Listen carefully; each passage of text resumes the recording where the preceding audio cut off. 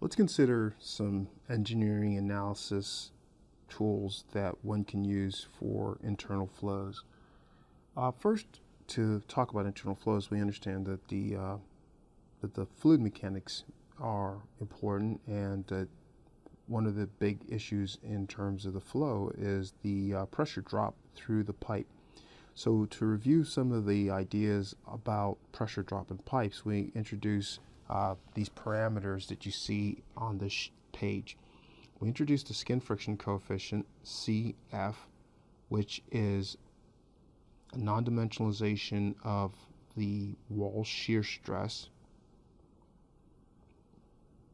and the non-dimensionalization is by the dynamic pressure.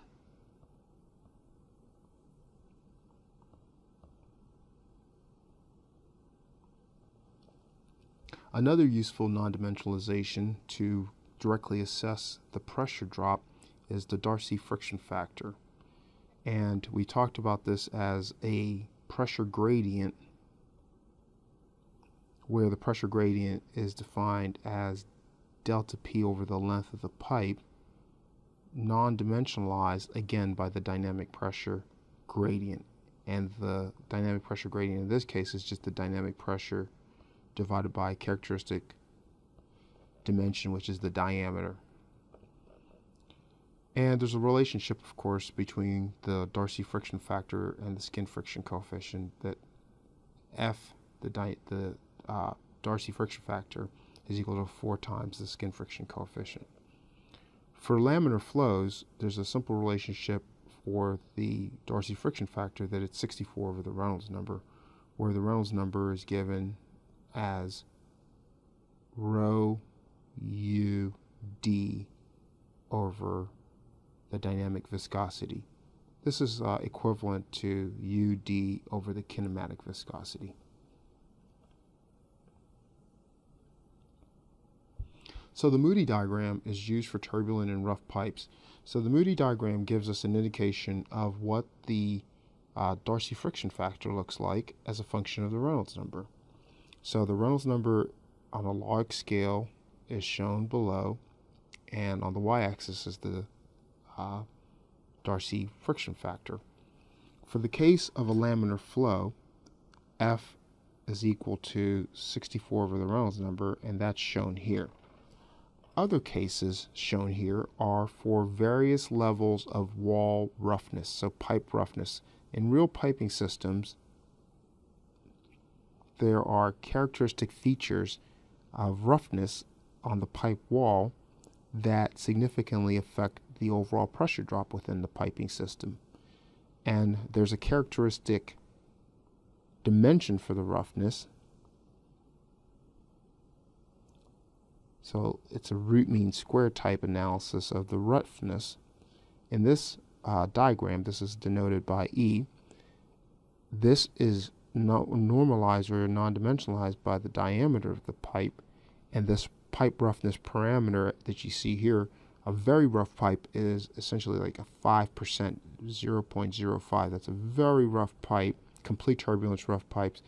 Smooth pipes are more like, and you see here, 10 to the minus 5 type roughness. And so, there's a very large range of variation in the amount of roughness that you might see in these types of systems.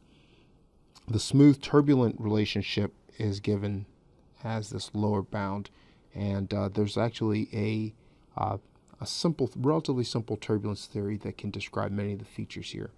But aside from the theory, there are correlations that exist for different ranges of the Reynolds number.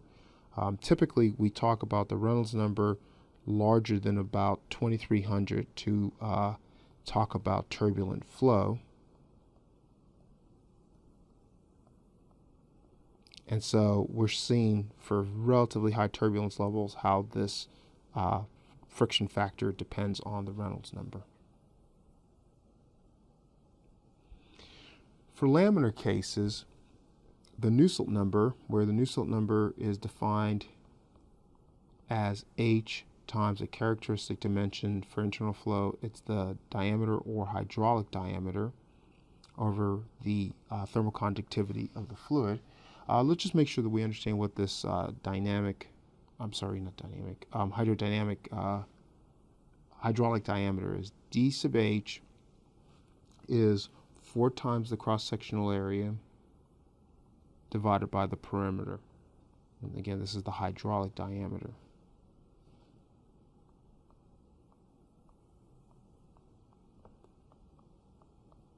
And so the hydraulic diameter is useful for characterizing square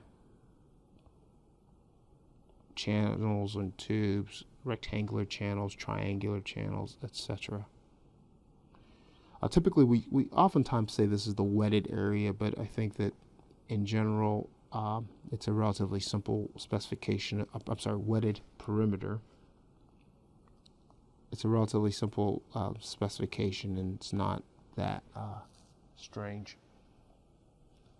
Okay, so all the correlations that we have for the Nusselt number can be specified in some sense in terms of a hydraulic diameter, and I will provide examples of what those values are after we've completed this discussion. For the circular tube, the Nusselt number for a constant wall temperature case is 3.66.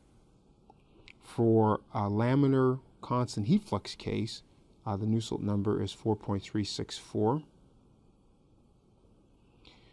The entrance length, L entrance, so this is the point at which the flow becomes fully developed, is 0.05 times the Reynolds number. And so this is the hydrodynamic, this is the fluid mechanics entrance length.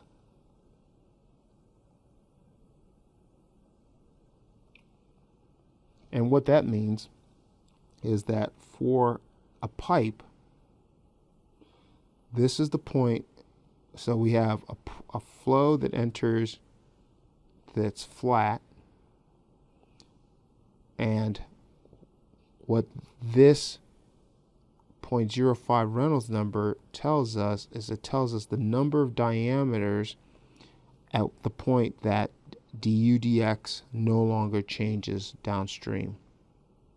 So the fully developed length is this 0.05 RED times the diameter. The thermal fully developed length is 0.017 times Reynolds number times Prandtl number, which is oftentimes said to be a Peclet number. So the Peclet number is U D over alpha. Prandtl number, of course, is nu over alpha.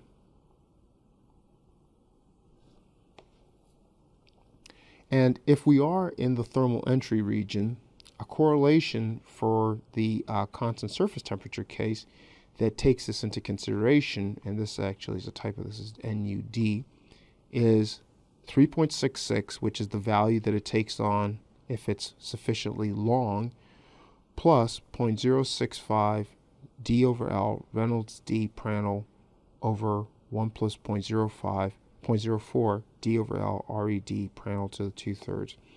So what this correlation tells us is that it gives us an indication of the Nusselt number as we go further downstream in this pipe system. So this takes into consideration a system where it may be mostly in the entry region domain.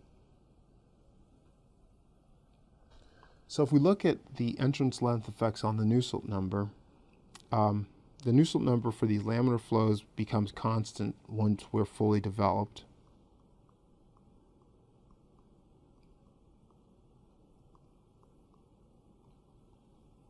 Thermally. And we show several different considerations here. These blue lines indicate that the velocity distribution is established as being fully developed even at the entrance of the pipe. So you wonder how that might be possible. So the way to think about that is, imagine that you have a pipe and there's a, maybe I shouldn't put it as a line there. So we have a well-insulated region upstream where our flow comes in at 20 degrees C, and the velocity develops and becomes fully developed here. And then suddenly we raise the temperature to 80 degrees C. So at the point that we've hit this 80 degrees C section of pipe, the flow is still fully developed. It's not changing. It hasn't changed for some time or some distance. And so that stays the same, but the thermal effects develop themselves. And so it takes some time for the system to develop thermally. So in a scenario like that, the Nusselt numbers initially at the early regions in the entry region for the thermal development in the 80 degree C section are lower than a case where the flow comes in at the same 20 degrees Celsius, but the velocity profile is developing as the thermal profile is also developing. So in this case where both the velocity or the momentum and thermal layers are developing together, there's enhanced mixing and diffusion and transport that gives higher Nusselt numbers. So they're higher Nusselt numbers for these combined entry length problems.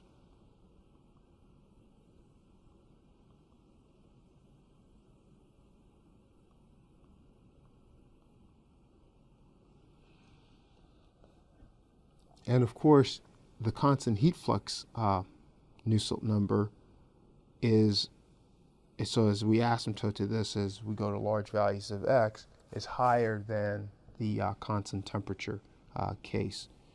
The reason that this is normalized as x over Peclet d, remember that the way we think about this is that x over d might be in terms of some Peclet number, and so all we're doing is we're dividing. This is in fact the way we talk about when it's fully developed.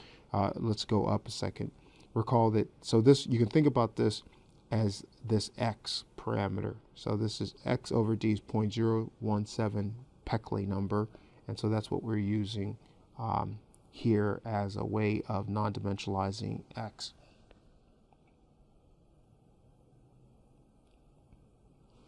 Okay, so for these laminar fully developed flows and ducts, so let's just say, so laminar fully developed